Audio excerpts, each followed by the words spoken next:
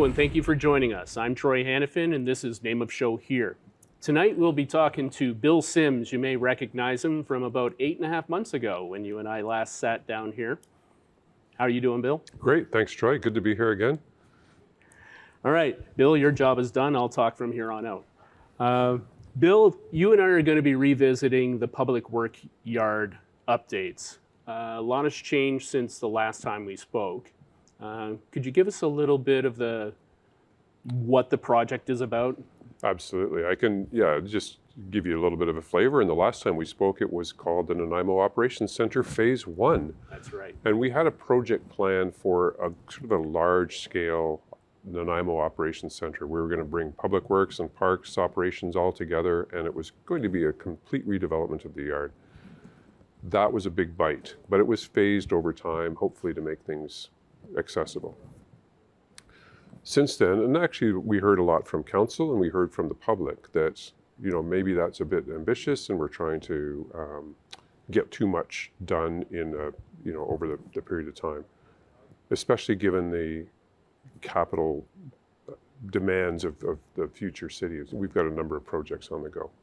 So we retooled the projects at council's request, and instead of doing phase 1 as just the fleet maintenance facility, and then phase 2 was going to be other sections, and then phase 3 was going to be the crew and admin building. We sort of compressed it into the fleet maintenance facility, the shop, the garage, and the crew and admin building. So we're fitting those two very high priority components of that original vision of the Nanaimo Operations Center and shrinking the project a little bit into those two. So that's the Public Works admin and crew building and the fleet maintenance facility. So that's what we're focused on now. The balance of the project still needs to be done, and it will be able to be folded in at a little bit more of a measured pace. So really, you've gone from 4 phases. You're going to scale it back, call it one phase.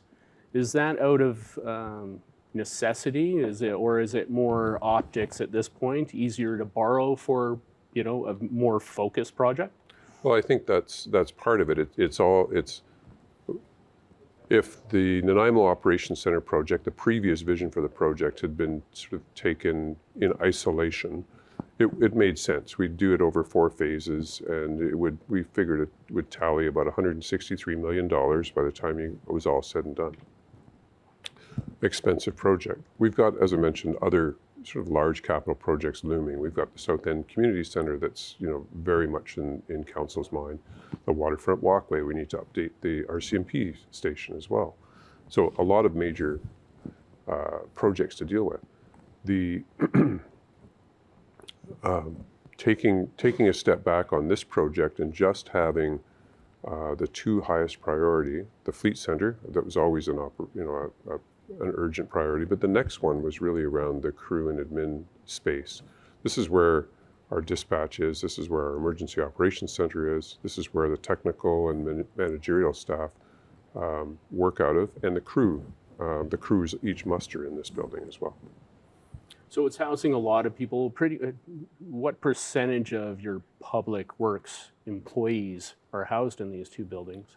Well, I would say 100%. So, and then the intent is also to bring more staff in from our Parks Operations group so that they'll be able to muster there. There's a lot of synergies and a lot of efficiencies for them to work out of this building as well. That'll help with intercommunication, getting jobs and smaller projects, the daily operations done a lot more efficiently, I would imagine. There's that and the fleet maintenance, our fleet maintenance groups look after all of the vehicles in the city, not only for public works, but for fire and the parks operations as well. So if they're mustering out of the public works yard, then they've got easy access to those vehicles as well.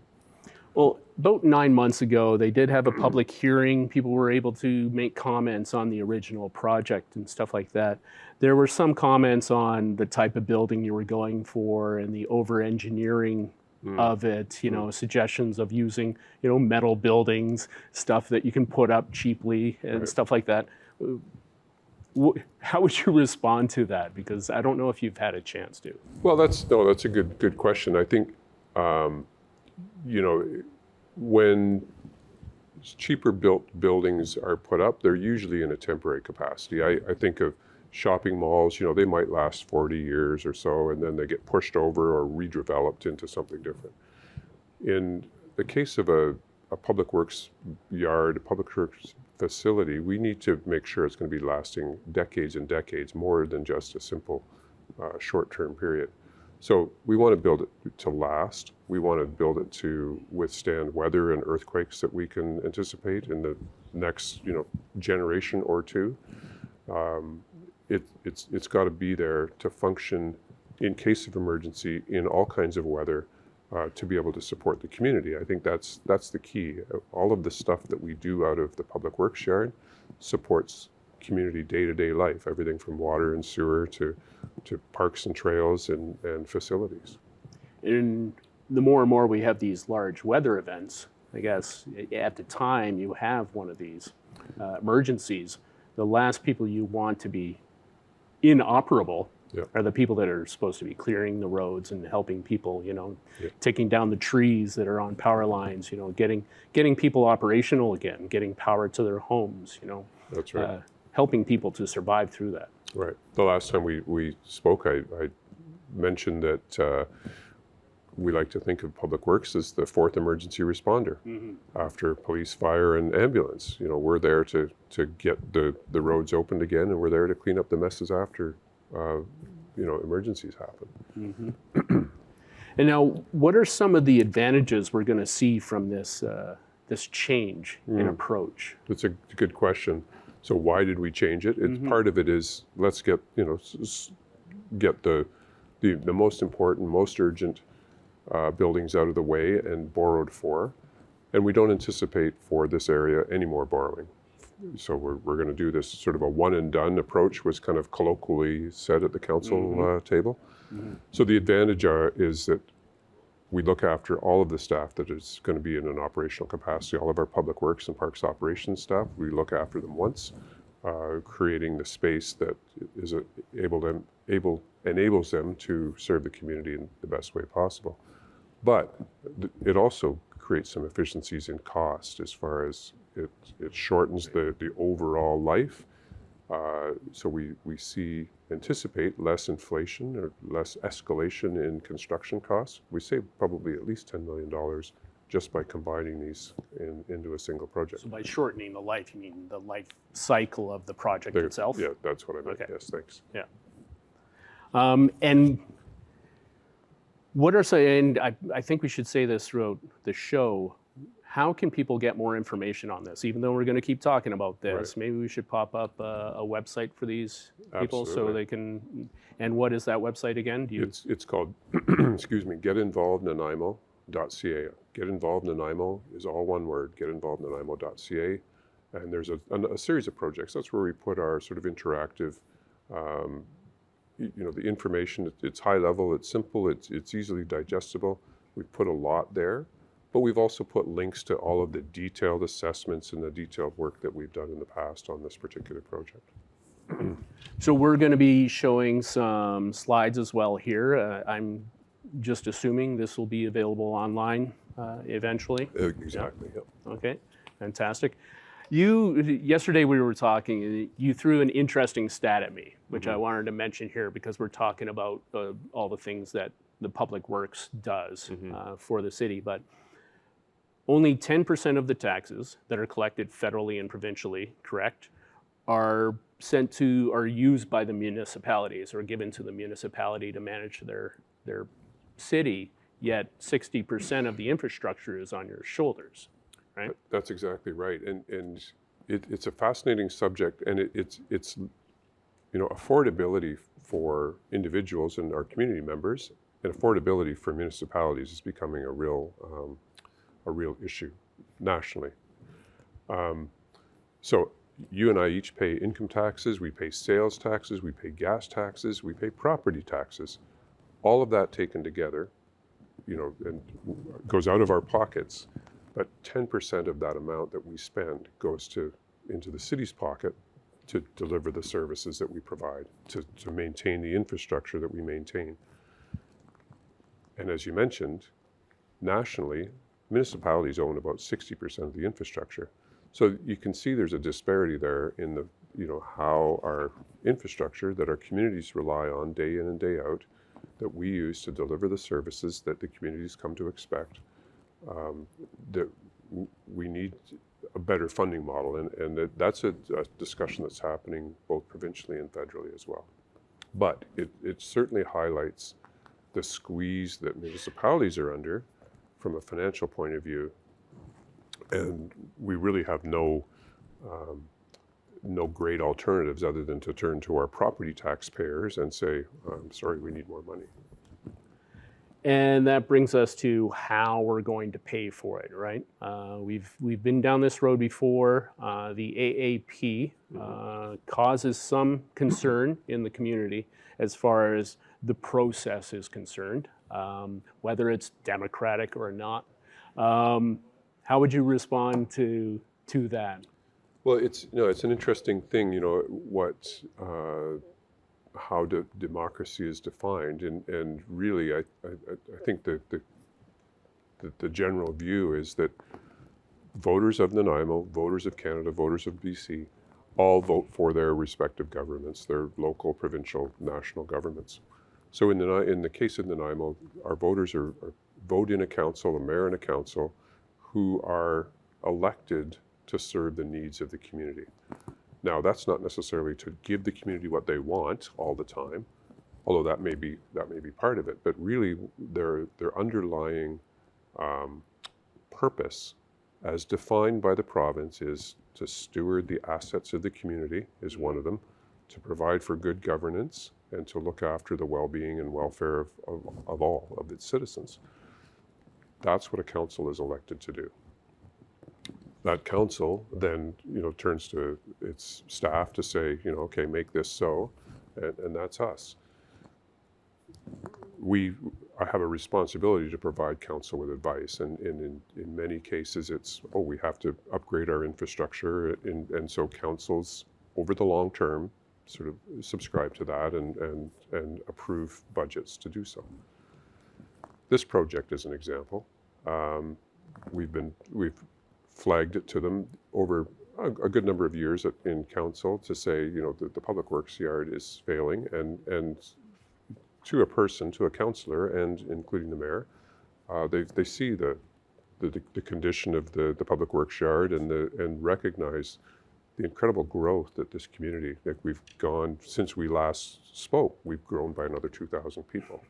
So the incredible growth that this community is putting pressure on all of the services, and it's putting pressure on the crews and the operators of the systems.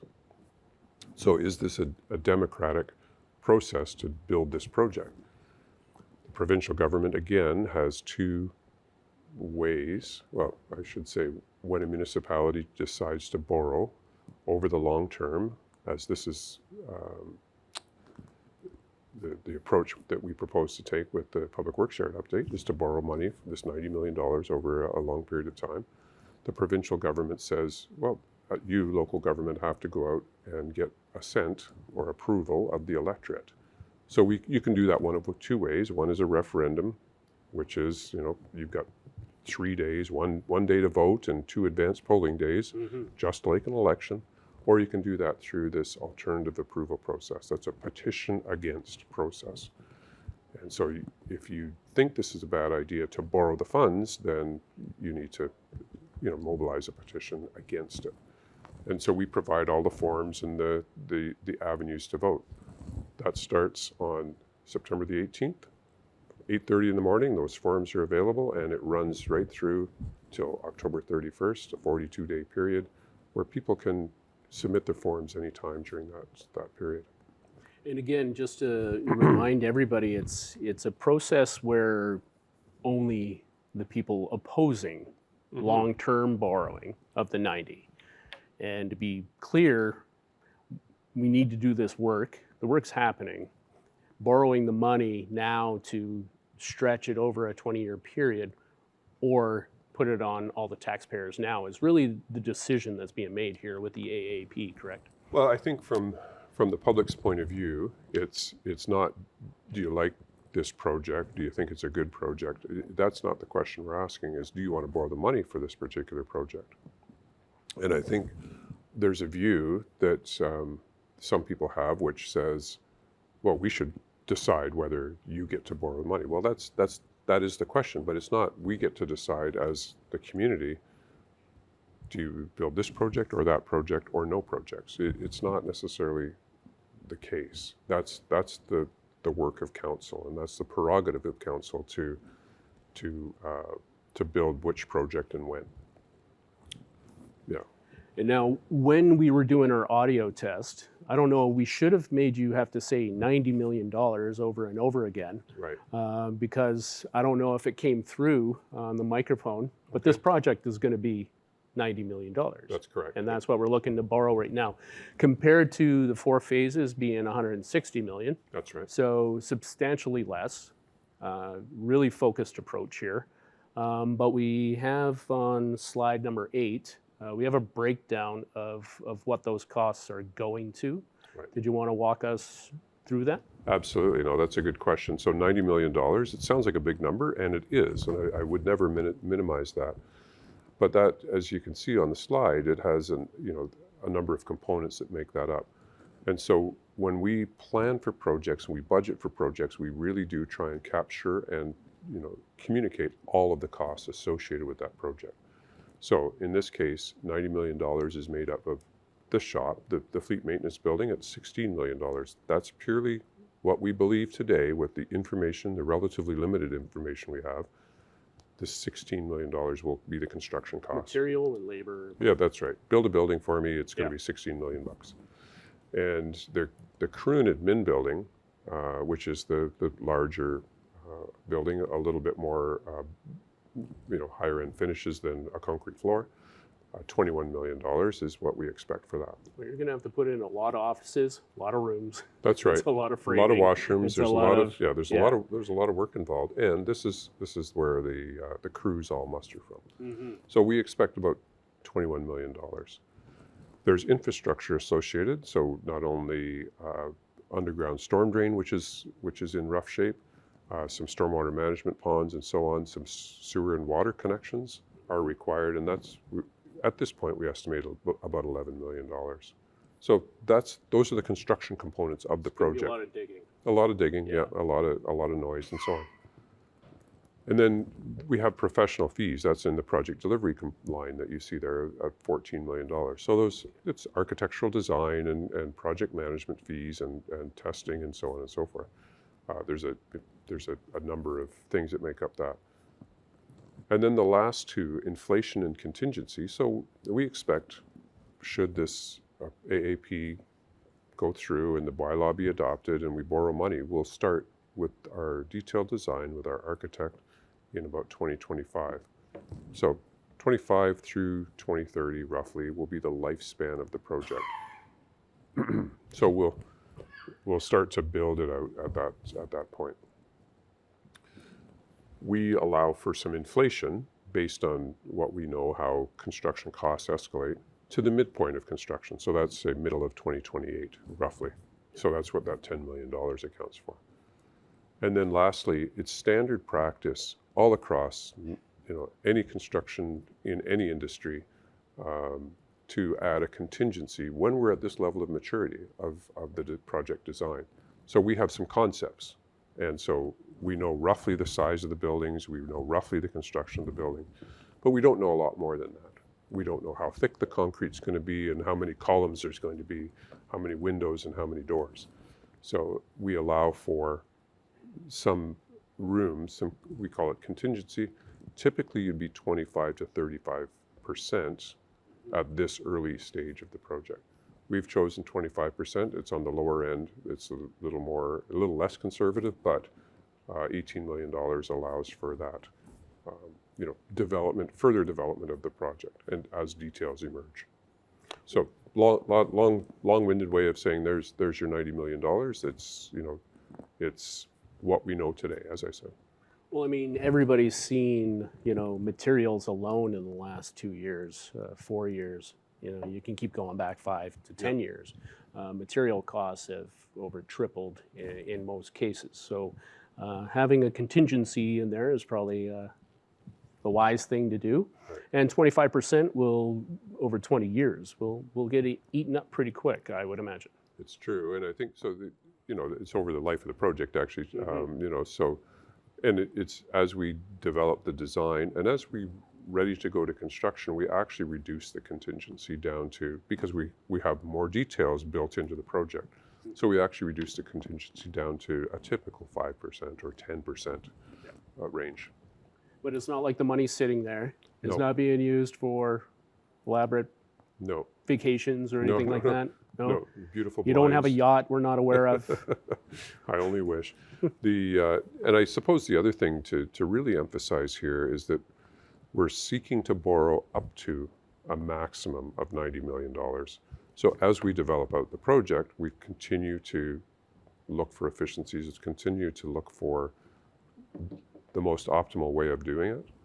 If we don't need $90 million, if we see deflation instead of inflation, I've not seen that in 30 years in the business. Hopeful, but Always. if we only need, Springs eternal. that's right.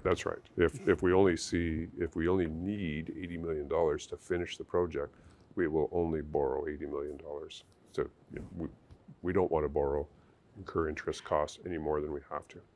Exactly. Yep. I don't even want to think of what interest is on that. So we've got it broken down to the impact per household, right? Some rough numbers you guys had come up with. They're not rough. They're actually based on home values currently. Typical home valued at $780,808, right?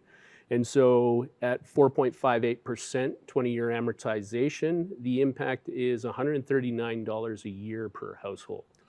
That's at the end of the entire period of borrowing, at the end of the last project, or the last spend on the project is, say, 2029. So in 2030, that's what we will expect to see, that $139 per household.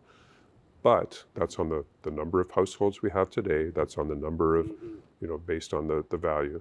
When we go to borrow at different times, and it's great to see interest rates coming down, because this 4.58, we'd like to see come down even further. So 4.58, we get a preferential rate, being a municipality, borrowing through the sources that we borrow through. And so 4.58 is what we know today, but it's likely to improve. So this, I'm not going to say it's the worst case, but I believe it to be the worst case scenario. And I would like to say that by 2029, 2030, that's the total value, $139. But that's not the immediate value. So if approval goes through in October of 2024, we start the work in 2025, there's not going to be a big spend. So there's not going to be a lot of money borrowed. 2026, so we'll start to ramp the project up. And as the project ramps up, we'll borrow the funds for it. So it's not like it's going to start day one, $139 a year. Correct. It's coming out of your bank account. Yeah, exactly. And it will fluctuate. That is averaged over a fairly long period of time then, Yeah. right? So no need to panic once we get going here and That's right. the hammers start swinging. That's right. Yep. Okay.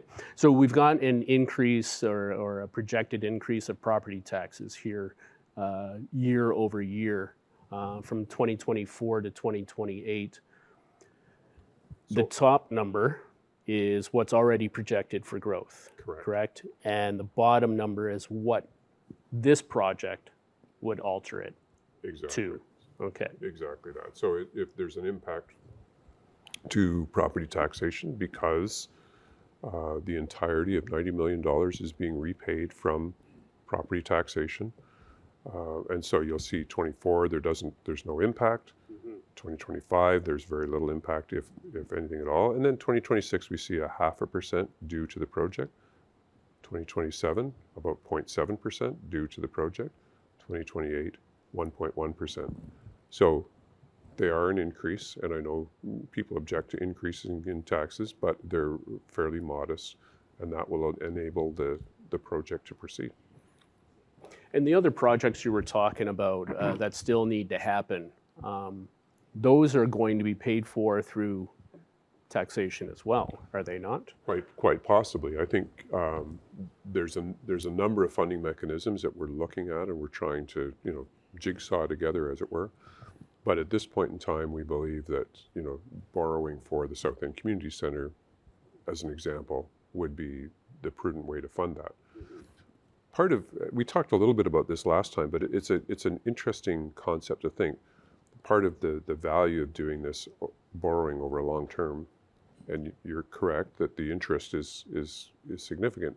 However, borrowing allows spreading the cost over 20 years. And like we said last time, we've got 107 or 108,000 people living here in Nanaimo today.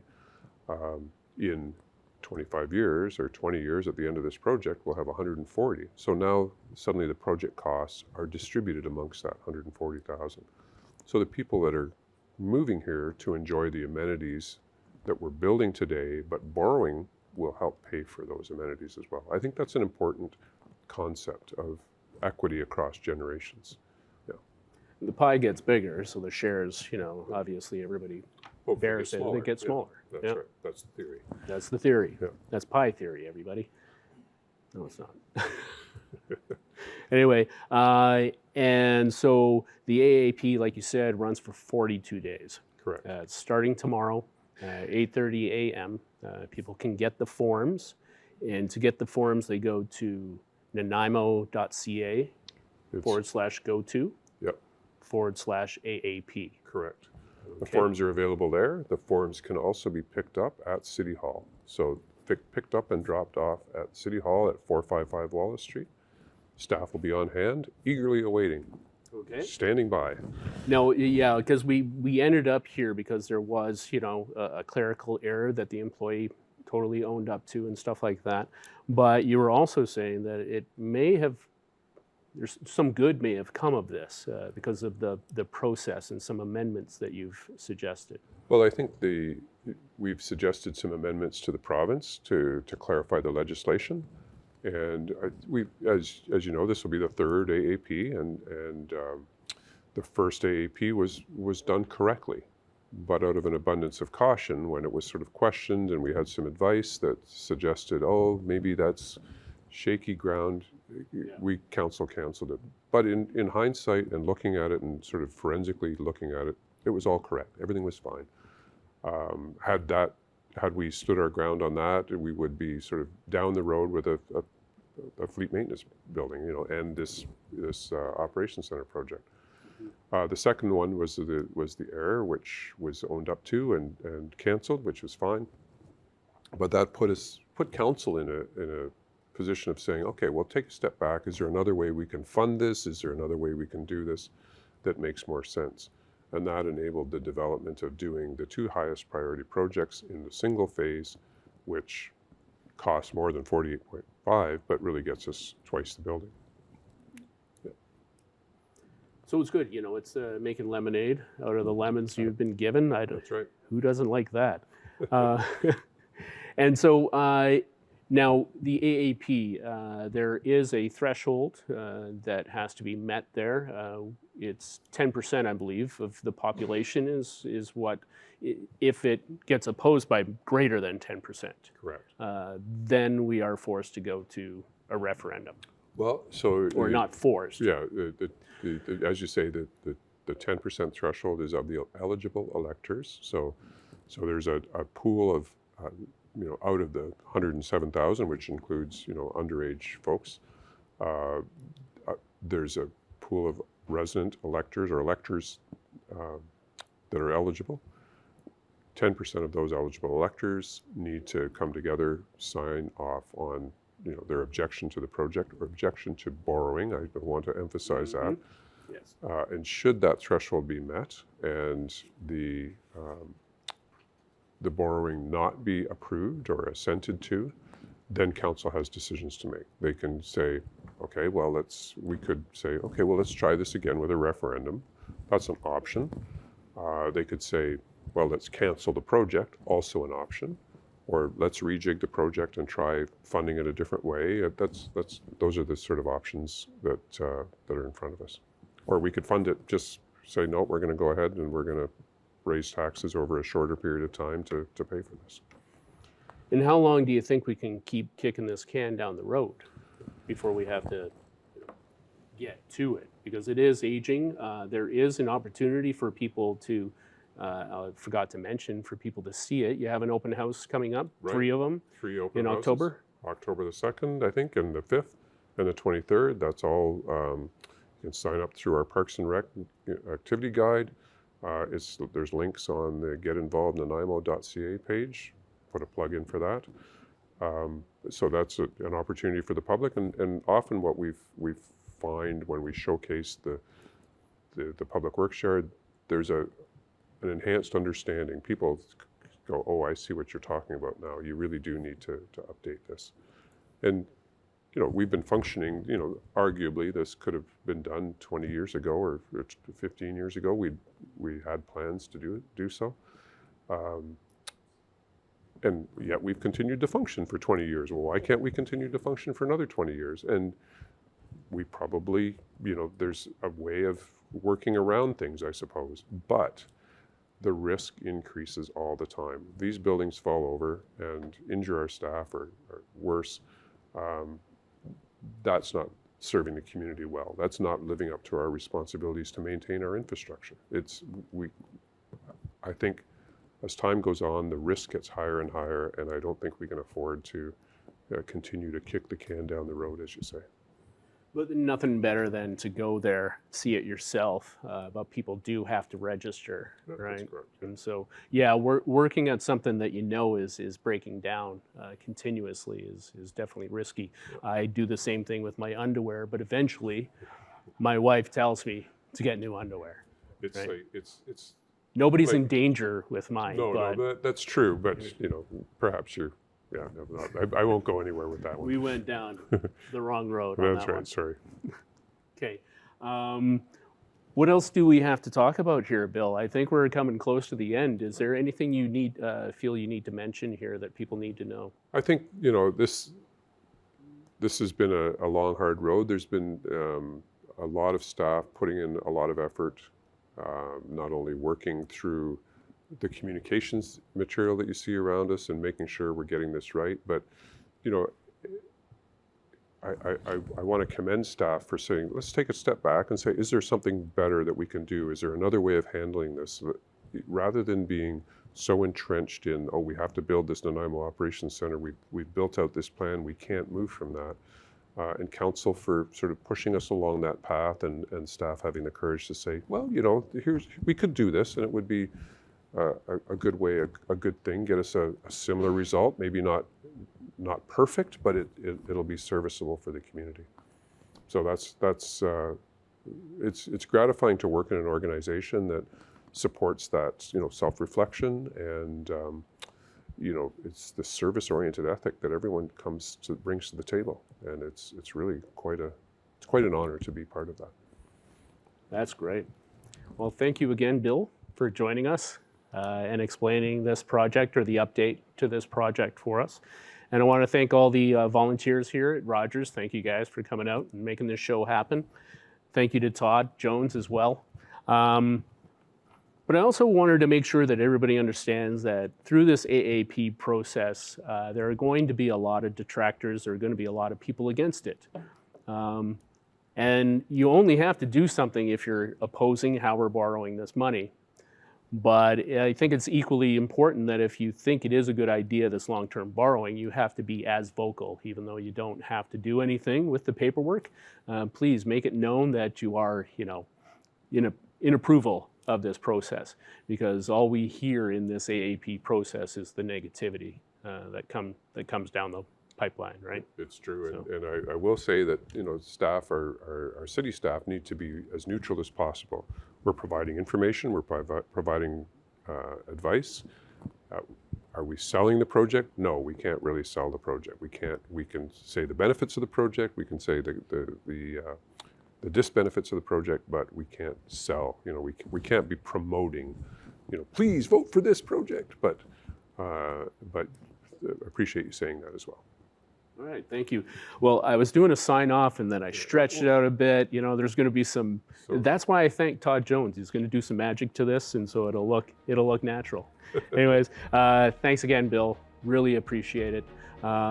Please join us again on Name of Show Here, where next time we'll be talking to somebody really important, like Bill, and talking about something really important, like the project we were just talking about. Thank you very much. Thank you. Have a good night.